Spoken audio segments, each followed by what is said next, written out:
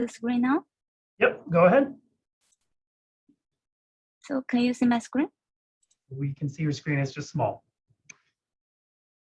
But if you're Hello, ready to go. Good afternoon, everyone. I'm Yao Lu, a PhD student from Professor Jeff Jaslev in McGill University. Today, I will be presenting my current work on the pathway enrichment and methods for LCMS based on targeted metabolomics data.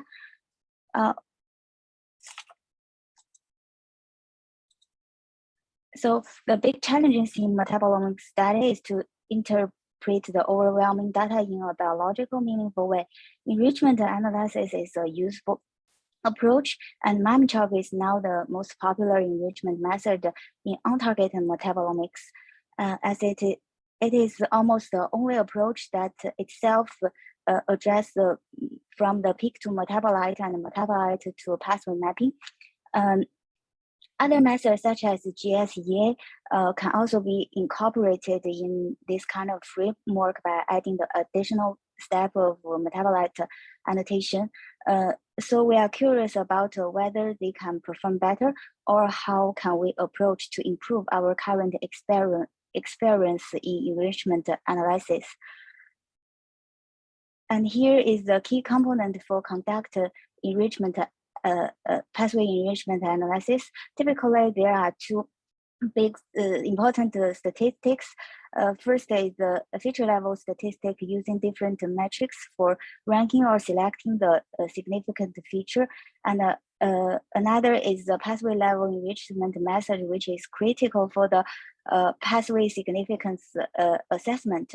Specifically for our untargeted metabolomics data, we need first to annotate the peaks to their potential metabolites, even they cannot be 100% identified.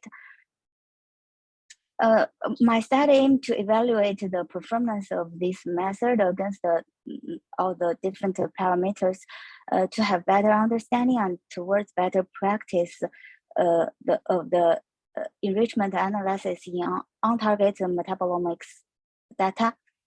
And both the simulated data and the real data will be used.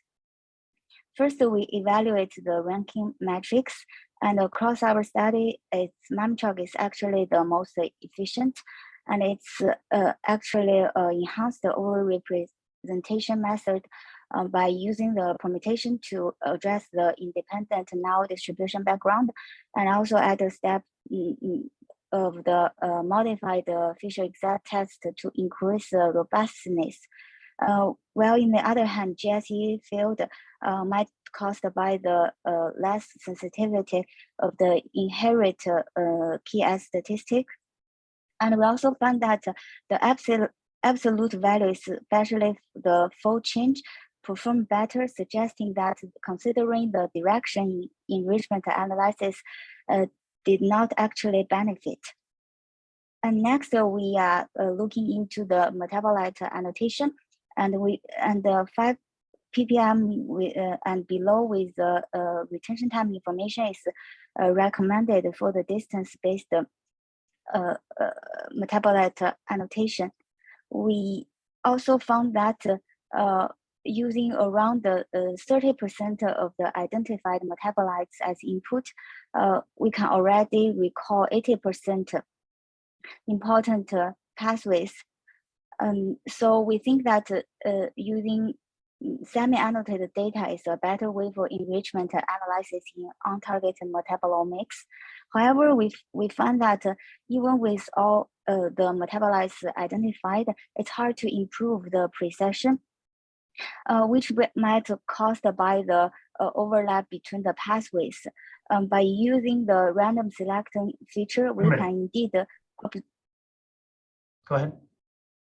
We can indeed observe several pathways continuous stand out, which lead to false positive. So I'm now trying to address this by with the metabolites that are unique to specific pathways, and also look into this false positive with the relation with the pathway length. And finally, it's a validation using the real COVID data sets.